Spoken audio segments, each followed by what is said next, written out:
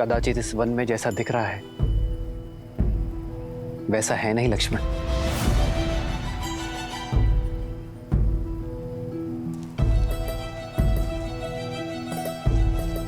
संभलकर भैया, नदी गहरी प्रतीत हो रही है।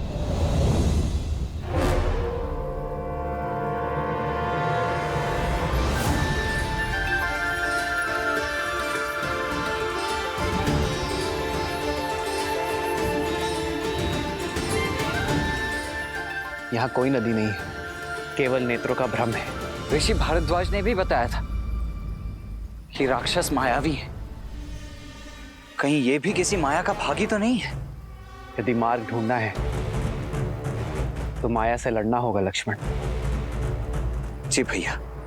आओ सीता।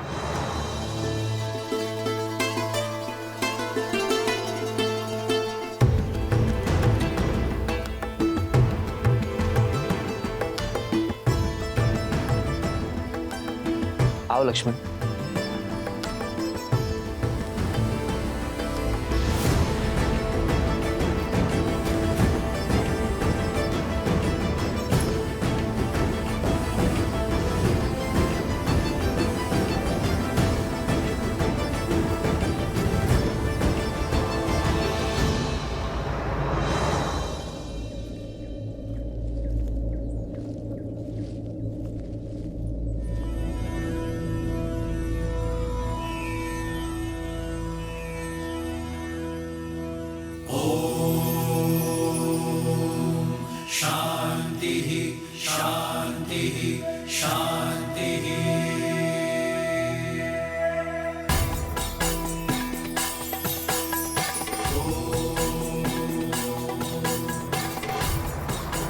राम, तुम आ गए?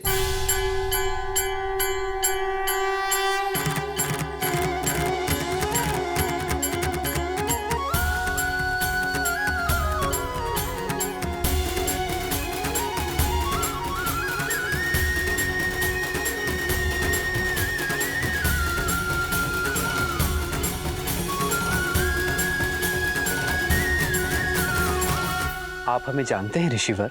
हाँ राम, तुम्हारे जैसा पुरुषोत्तम ही हमारे द्वारा रचित इस ब्रह्म जाल को तोड़कर अत्रि आश्रम में प्रवेश कर सकता है।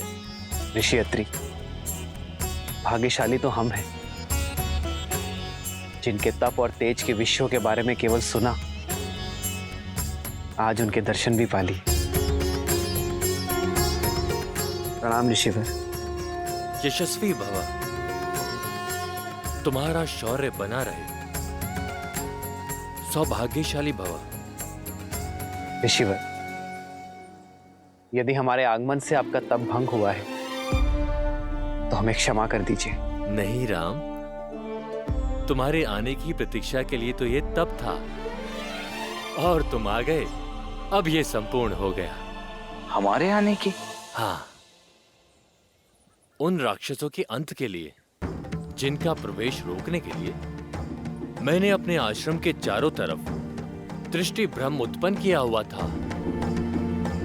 अब तुम आ गए, इसकी कोई आवश्यकता नहीं। बचपन से आपके तेज और माता अनुसुईया के तप की कथाएं सुनी है, आज दर्शन हुए। माता अनुसुईया के दर्शन की भी इच्छा थी मेरी। कहाँ है वो?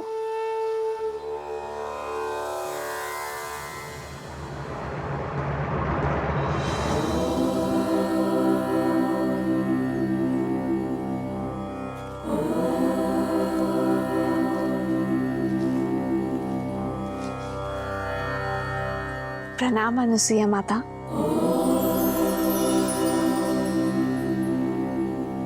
राम और लक्ष्मण का भी प्रणाम स्वीकार करें माता।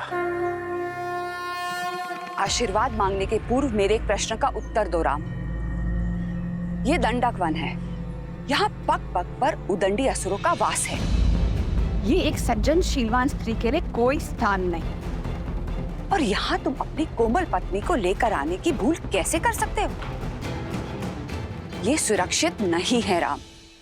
क्षमा करें माँ, पर मैं असुरक्षित नहीं। जैसे आपके पास आपकी सुरक्षा के लिए आपके तप का ताप है, उसी प्रकार मेरे पास मेरे पति हैं, मेरे श्री राम का कवच है, भैया लक्ष्मण की सुरक्षा है। जिस प्रकार आप इसी वन में अपने पतिव्रता के बल से अपने पति की संगिनी बनकर रह रही हैं, उसी से प्रेरणा लेकर ये सीता भी आपकी ही भांति अपने पति की यात्रा में उनका साथ देगी। ऋषि भारद्वाज के आदेश से पीड़ित ऋषियों के तारण के लिए हम दंडक वन की ओर बढ़ रहे हैं। कदाचित यही हमारे वनवास के लिए नियति का उद्देश्य है ऋषिवर। ऐसे में आपसे भेंट हमारे लिए आशीर्वाद है। हम आशा करते हैं कि आगे की परिस्थितियों, समस्याओं और उनके निवारण के लिए आप हमारे मार्गदर्शक बनेंगे। दंडकारण्य। क्या हुआ ऋषिवर? आप इतने चिंतित क्यों हो गए? दंडकारण्य कोई सामान्य वन नहीं है, सहस्त्र मायावी राक्षसों का गढ़ है राम।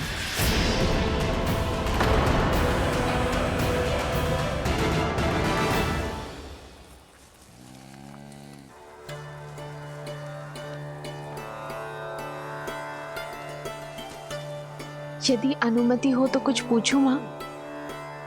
हाँ, पूछो। आपके तपोबल के विषय में बहुत सुना है माता गार्गी से। क्या सुना है? यही कि कैसे त्रिदेव ऋषियों का भेष धरकर आपके पतिव्रत की परीक्षा लेने आए थे और कैसे आपने एक असंभव चयन किया।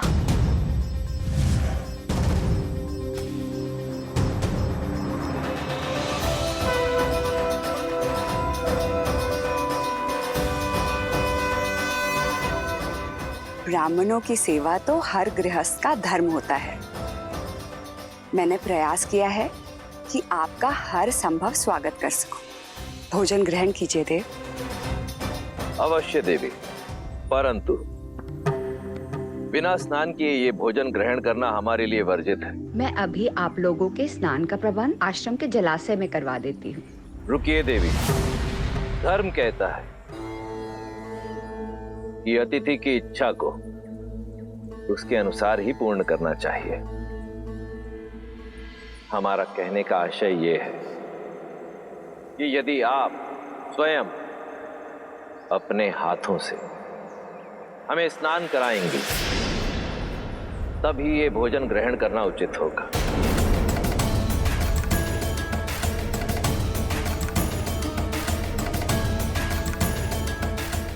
किस सोच में पड़ गई देवी? चयन आपका है। यदि आज हम ब्राह्मण ये भोजन ग्रहण करके इस आसन से उठेंगे तो ऋषि अत्रि का यश सर्वदा बना रहेगा। परंतु यदि हम भोजन ग्रहण किए बिना ही आसन से उठ गए तो अब तुम ही बताओ सीता, ये चयन उचित था या नहीं?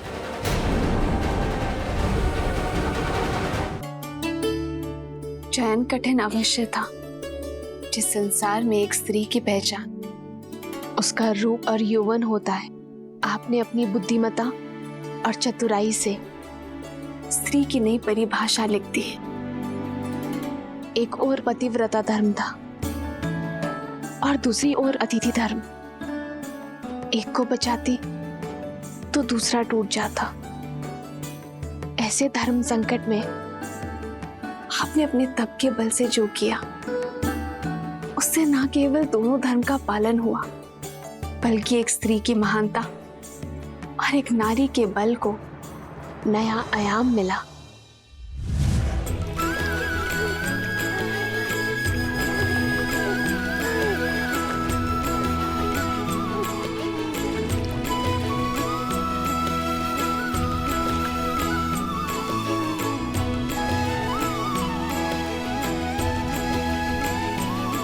अब आपका स्नान संपन्न हुआ।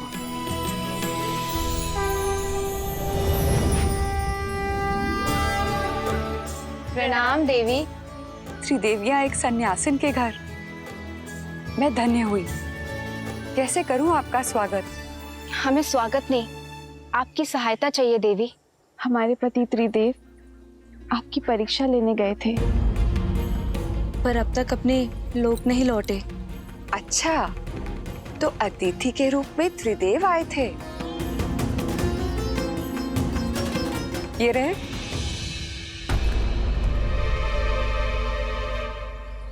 अपना अपना चुन लो।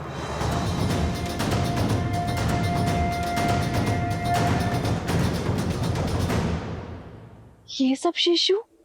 हाँ, इन सब का आग्रह था कि मैं भोजन के पूर्व इन्हें अपने हाथों से स्नान कराऊं।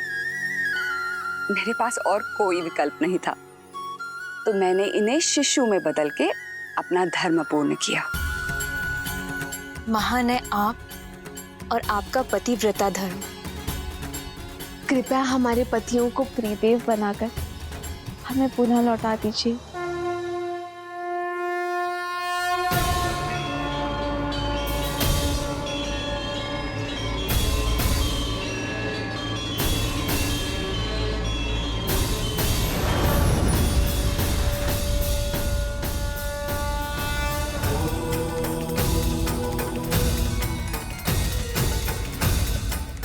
देवी अनुसूया, संसार में जब जब पतिव्रता धर्म की बात होगी, तब तब आपका उल्लेख अवश्य होगा। धन्य है आपका तप, आपका बल और आपका धर्म। और धन्य है हम माता कि हम जो जन्मे नहीं, उन्हें आपके रूप में माता का प्रेम और स्नेह मिला। सुनना महत्वपूर्ण नहीं है, महत्व तो सीख का है जिसे ग्रहण करना आवश्यक है। बताओ, तुमने क्या सीखा सीता? जो सीखा उसी का बल लेकर तो इस मायावी वन में आ सकी हूं मैं माता। मैंने सीखा, यदि आपके हृदय में आपके जीवन साथी के लिए अटल प्रेम और अटल समर्पण हो, जब अपने प्रेम और समर्पण पर पूर्ण विश्वास हो, तो कोई माया ही क्या, संसार रचने वाले, चलाने वाले और नष्ट करने वाले त्रिदेव भी उस विश्वास को खंडित नहीं कर सकते माता। सारे संसार को उसके सामने नतमस्तक होना ही पड़ता है। तुम अद्भुत हो सीता। तुम्हारे आचरण और तुम्हारे विचारों ने मुझे जीत लिया है। तुमने अपने लिए मेरे मन में एक विशेष स्थान बनाया है सीता। मैं तुम्हें कुछ देना चाहूंगी।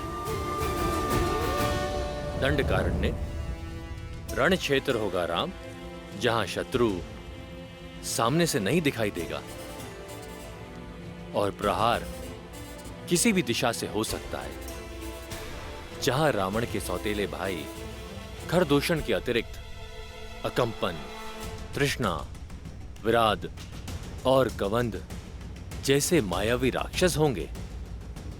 अब तुम ही बताओ, उस स्थान पर एक स्त्री का रहना उचित है?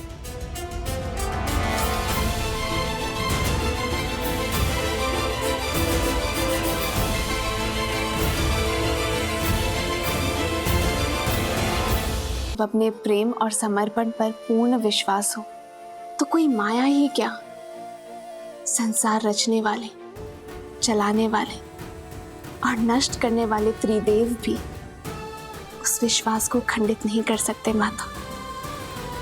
सारे संसार को उसके सामने नतमस्तक होना ही पड़ता है। तुम अद्भुत हो सीता। तुम्हारे आचरण और तुम्हारे विचारों ने मुझे जीत लिया है। तुमने अपने लिए मेरे मन में एक विशेष स्थान बनाया है सीता। मैं तुम्हें कुछ देना चाहूंगी।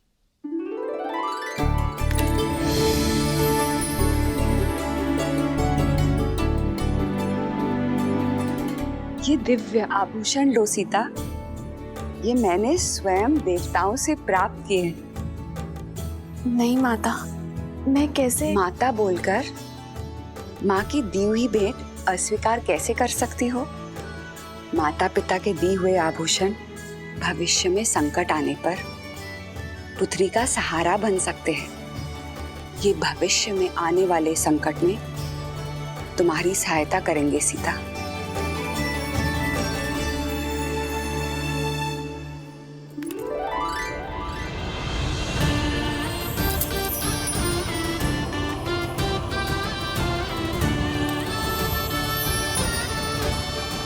साक्षात देवी लक्ष्मी का अवतार लग रही हो।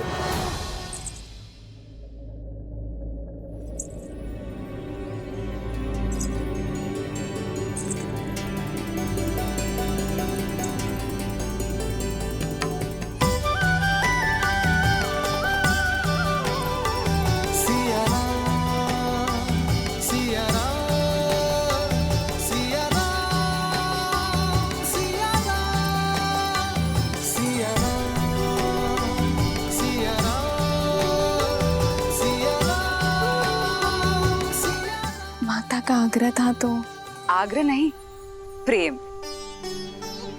माता के घर से कहीं कोई पुत्री खाली हाथ जा सकती है?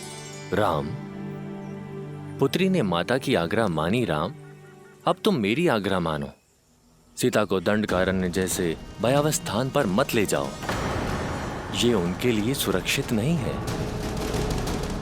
आर्य, मेरी दृष्टि में आपका भय अनुचित है। मैंने स्वयं सीता का तेज और संकल्प देखा है। जिस यात्रा पर ये दोनों जा रहे हैं, वह सीता को राम की सुरक्षा की नहीं, परंतु राम को सीता के साथ और संकल्प की आवश्यकता है। राम के शौर्य और सीता के पतिव्रता धर्म के साथ ये कोई भी संकट पार कर सकते हैं। ऋषिवर, आपके प्रेम और आतिथ्य का मैं बहुत आभारी हूं, किंतु कर्तव्य की पुकार है, जाना ही होगा। दंडकारण्य के कुछ ऋषियों को मैंने सहायता का वचन दिया था। आस बांधकर उन्हें तोड़ने का महापाप मैं नहीं कर सकता ऋषिवर। विदा दीजिए ऋषिवर, और आशीर्वाद भी। संध्या होने को है। इस बार में दंडकारण्य जाना उचित नहीं है। आज तुम सब यहीं रुक जाओ। कल भोर में नए सूर्योदय के साथ नई यात्रा प्रारंभ करना। जैसे आपकी आज्ञा ऋषिवर।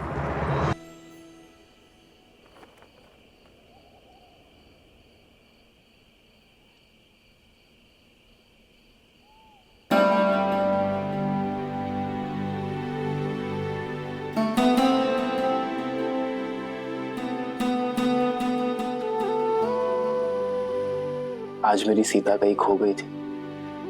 आपके सामने ही तो हूँ। मुझे तो साक्षात देवी लक्ष्मी दिखाई दे रही है। इतनी अद्भुत उपमा मत दीजिए आर्य। मैं केवल सीता हूँ, अपने वनवासी राम की साधारण पत्नी। तुम्हारी यही असाधारणता, तुम्हारा समर्पण तुम्हें असाधारण से परे बनाते हैं सीता। पवित्रता और सौंदर्य का संगम हो तुम। सच में तुम्हें पाना मेरा सौभाग्य है सीता।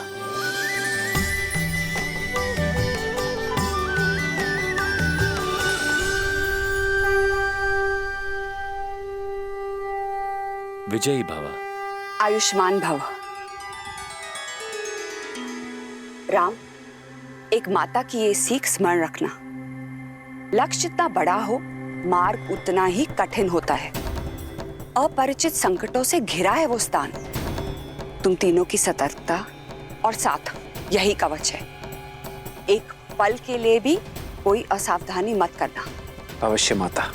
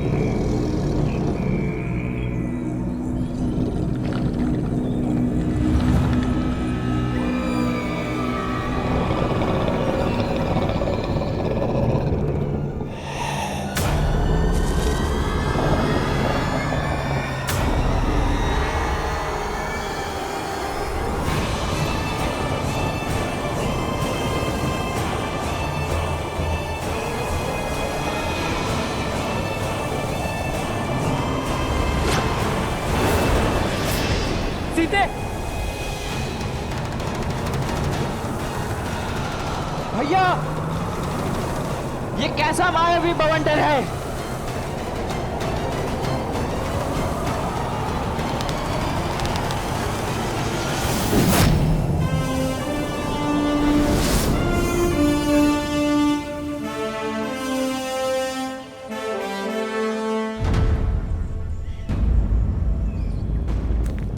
भैया, वो देखिए।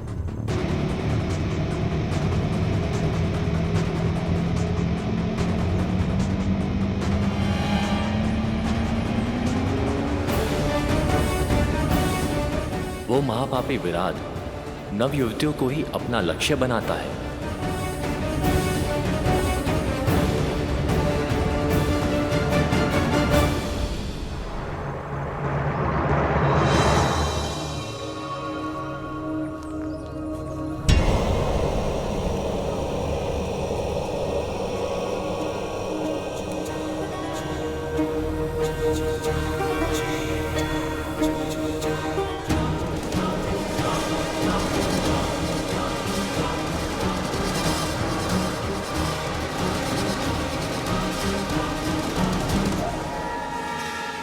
घर की सेना के अंग विराट के आतंक से संपूर्ण दंडकारण्य दूषित है।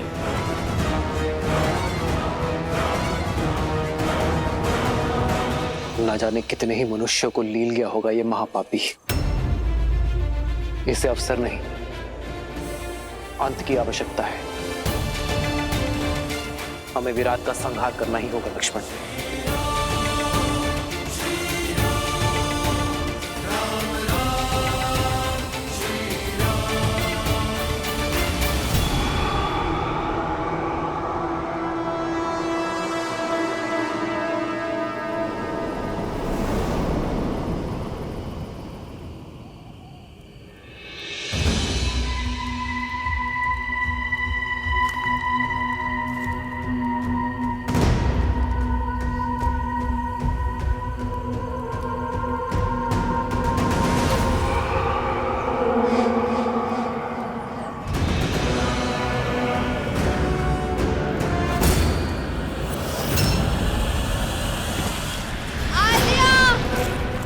सीते!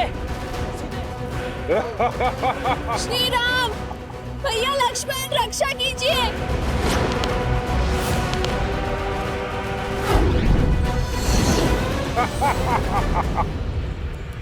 भैया, ये विराट! सीते!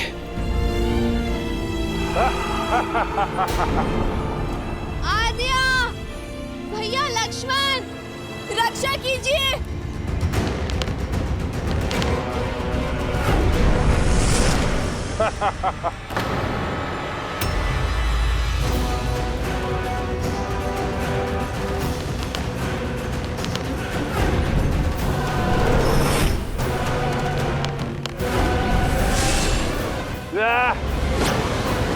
सीते!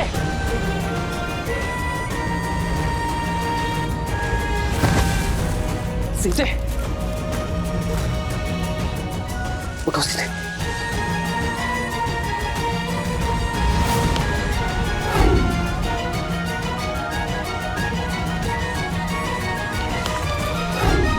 भैया, इस पर हमारे बाणों का कोई प्रभाव नहीं हो रहा है। मेरे आहार के बीच बाधा बनने आए हो? पहले तुम्हारा अंत होगा।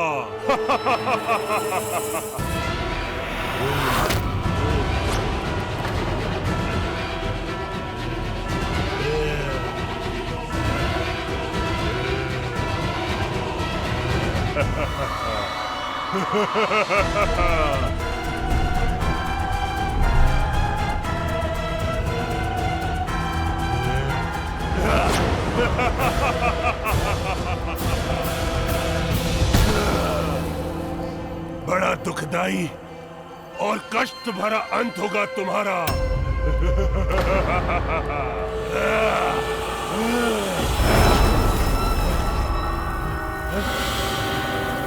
भैया, इस दुष्ट पर तो हमारे समस्त शस्त्र प्रभावहीन है। अब हम करें तो करें क्या? एक वीर का सबसे बड़ा शस्त्र स्वयं उसका बल होता है लक्ष्मण। लक्ष्मण, मल्ल युद्ध का प्रशिक्षण स्मरण है ना?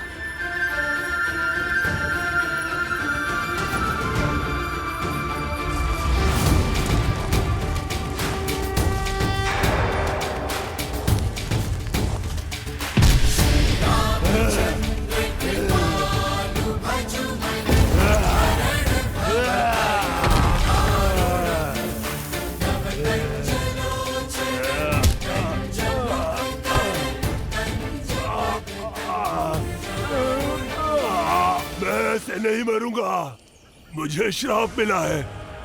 मेरा मोक्ष ऐसे नहीं होगा। कोई लाभ नहीं है इस सब करने से।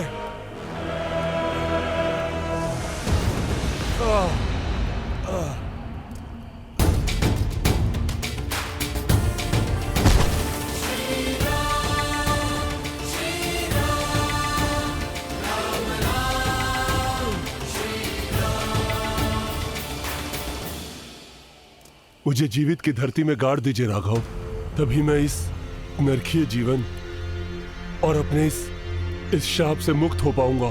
कैसा शाप मिला है तुम्हें विराट? अपना परिचय दो। मैं डुमरू हूं, एक गंधर्व जो श्राप के चलते इस राक्षस रूप में आ गया। काम के मध में चूर होके मैंने कुबेर की पुत्र वधू रंभा पर कुदृष्टि डाली थी। कुबेर की सभा में उसके पति के पास ले जाने के स्थान पर मैंने उसका अपहरण कर उससे विवाह करने का प्रयत्न किया, जिसके दंड के रूप में कुबेर ने मुझे स्त्रियों के अपहरण करने वाला राक्षस बनने का श्राप दिया। और मोक्ष का केवल एक ही मार्ग था, श्री राम, जो मेरा उद्धार करे। आपका कोई अस्त्र शस्त्र मुझ पर नहीं चल पाएगा, इसलिए हे प्रभु, मुझे जीवित ही गाड़ कर मुझे इस श्राप से मुक्ति दे। किंतु मैं ही क्यों? क्योंकि मेरे श्राप और इस पीड़ा का अंत केवल वही कर सकता है जिसने जीवन भर स्त्रियों का सम्मान किया हो, जिसने कभी किसी पर स्त्री पर कुदृष्टि न डाली हो। मैंने मोक्ष की इच्छा से न जाने कितने ऋषि मुनि और देवों के दरवाजे खटखटाए, किंतु सभी के मन में किसी न किसी पराई स्त्री के लिए काम अवश्य जागा था। प्रभु, राघव, इस संसार में केवल आप हैं जो पवित्र हैं, इसलिए हे राम, मेरी सहायता कीजिए, मुझे श्राप से मुक्ति दिलाइए। डुमरू, तुम्हारा जीवन समस्त संसार के लिए एक सीख है। स्त्रियों के सम्मान, उनके आदर का पाठ पढ़ाने वाला अध्याय है। मुझे तुम पर दया आती है डुमरू, और मैं तुम्हारी पीड़ा को भी समझता हूं। इसलिए मैं तुम्हें तुम्हारी मुक्ति में सहायता अवश्य करूंगा।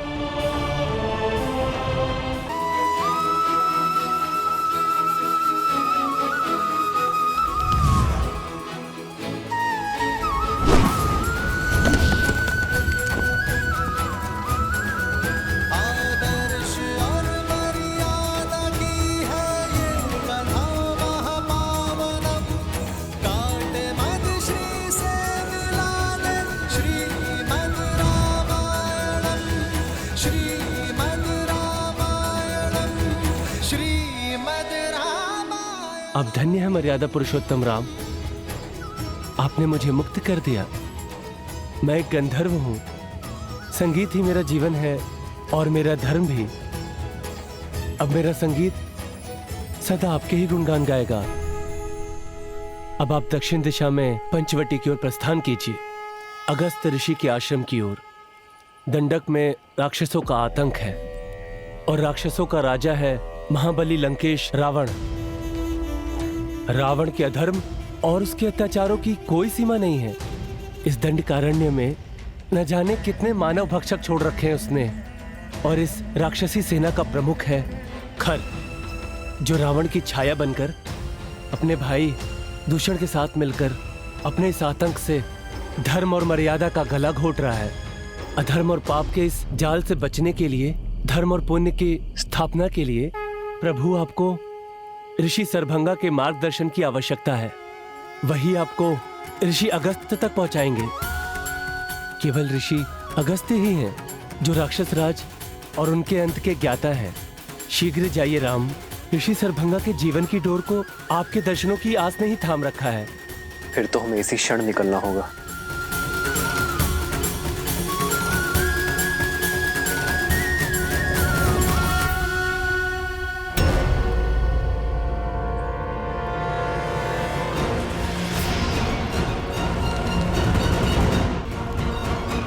ठहरो लक्ष्मण।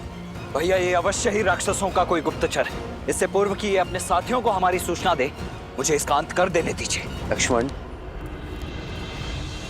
भागते हुए पर वार करना धर्म के विरुद्ध है लक्ष्मण।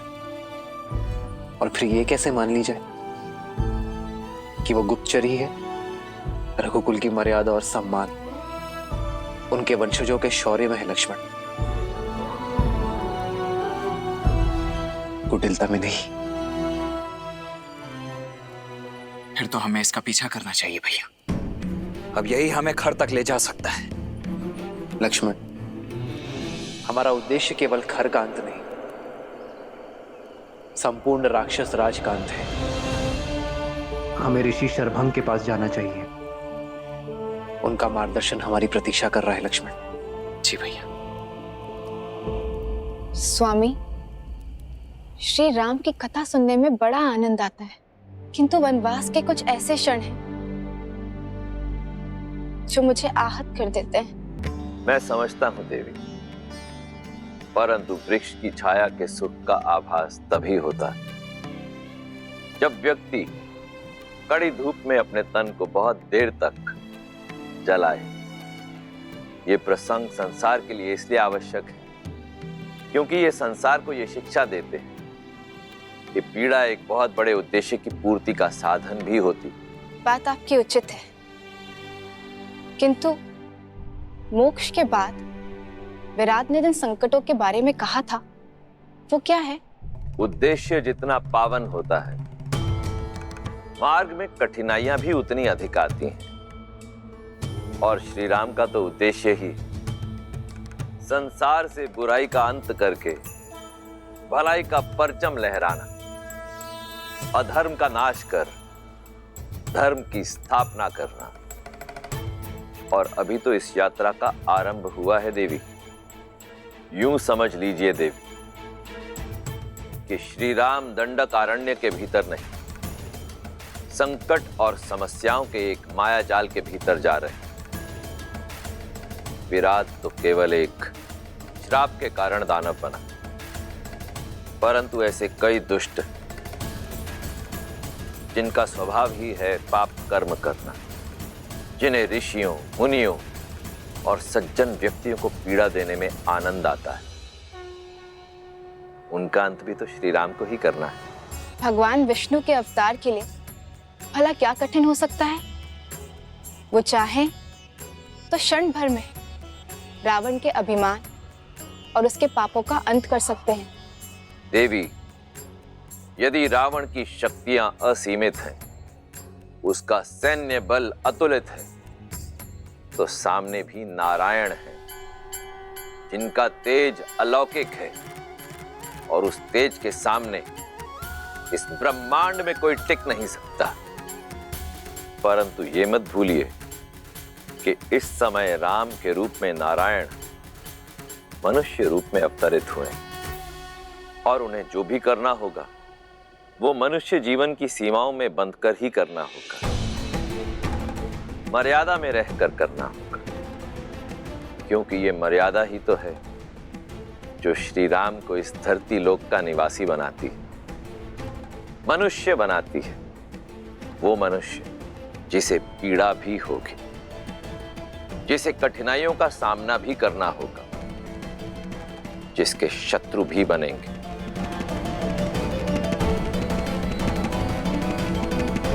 देवी, इस समय राम के रूप में नारायण मनुष्य रूप में अवतरित हुए। वो मनुष्य जिसे पीड़ा भी होगी, जिसे कठिनाइयों का सामना भी करना होगा, जिसके शत्रु भी बनेंगे। और समय आने पर उन शत्रुओं से निपटने के लिए मित्रों की सहायता की आवश्यकता भी पड़ेगी। पर ऐसा कौन है जो श्री राम की सहायता कर पाने में सक्षम हो? मैं ही नारायण का दास, मैं ही उनका भक्त, मैं ही उनका मित्र, मैं ही उनका सखा। मेरा अंशावतार हनुमान श्री राम की सहायता के लिए वानर सेना को सज्ज कर रहा है। अपने गुरु सूर्य के मार्गदर्शन में उनका नेतृत्व करने के लिए सज्ज हो रहा है। उन्हें केवल युद्ध कौशल और रणनीति का पाठ ही नहीं पढ़ा रहा, अपितु आध्यात्म और अनुशासन की शिक्षा भी दे रहा है। परंतु ये तो स्वयं हनुमान भी नहीं जानता कि किष्किंधा पर कितना गहरा संकट आने वाला है।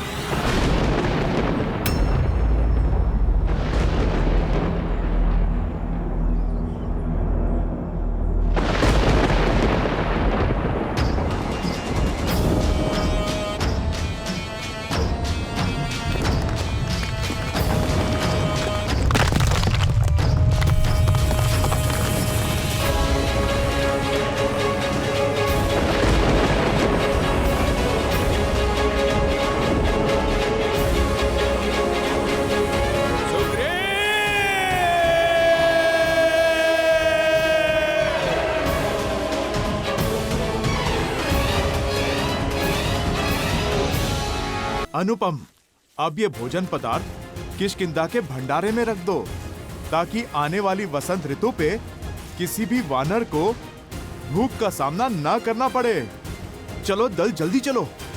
अद्भुत हनुमान।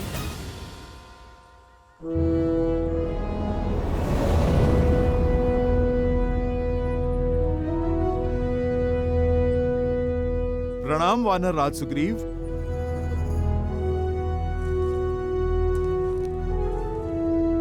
सेनापति हनुमान, अद्भुत है आपकी सूझबूझ और धन्य है हम कि हमें आपके जैसा सेनापति मिला।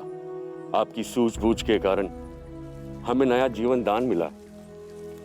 बीते वर्षों में जब जब भारी वर्षा हुई है तब तब राज्य में अन्न का अकाल पड़ा है, किंतु अब ऐसा नहीं होगा।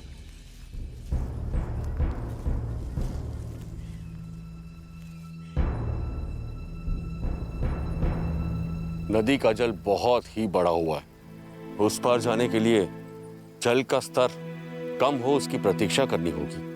महाराज सुग्रीव, जो निराशावादी होते हैं वो परिस्थिति अनुकूल होने की प्रतीक्षा करते हैं। जो कर्म पे विश्वास करते हैं वो परिस्थितियों को अनुकूल कर लेते हैं। नल, नील,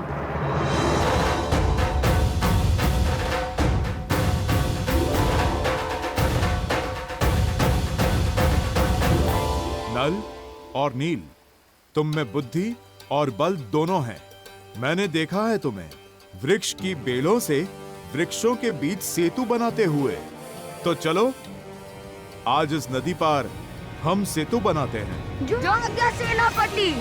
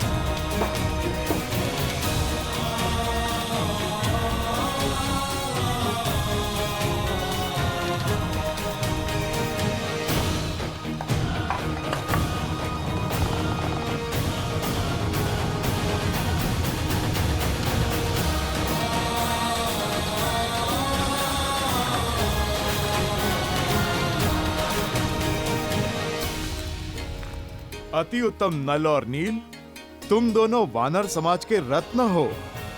एक दिन तुम्हारा कौशल वानर जाति के गौरव का कारण बनेगा। अति उत्तम हनुमान, तुम्हारे मार्गदर्शन के बिना ये कार्य संभव नहीं था। नहीं महाराज, जिनकी बुद्धि उन्हीं का श्रेय, जिनकी योग्यता है गुण तो उन्हीं को मिलना चाहिए। ये तो नल नील की उपलब्धि है, उन्हीं का परिश्रम है और उन्हीं का श्रेय। नेत्र ही हृदय का प्रतिबिंब होता है हनुमान। जितने ही स्वच्छ और सरल तुम्हारे नेत्र हैं, उतना ही स्वच्छ और कोमल तुम्हारा हृदय भी है।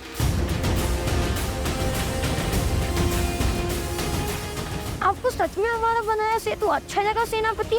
अवश्य, इसमें एक बड़ी अच्छाई भी है और एक कमी भी। जानते हैं कमी तो होगी, पहले प्रशंसा वाली बात बताइए ना। इससे अच्छा सेतु बनाना असंभव है। तो फिर बुराई क्या है? इसकी क्षमता। यदि कोई 100 गजों की शक्ति वाला वीर इस सेतु पे कूदे तो यह ध्वस्त हो जाएगा। तो फिर सेतु सुरक्षित है, क्योंकि इतने शक्तिशाली तो आप है।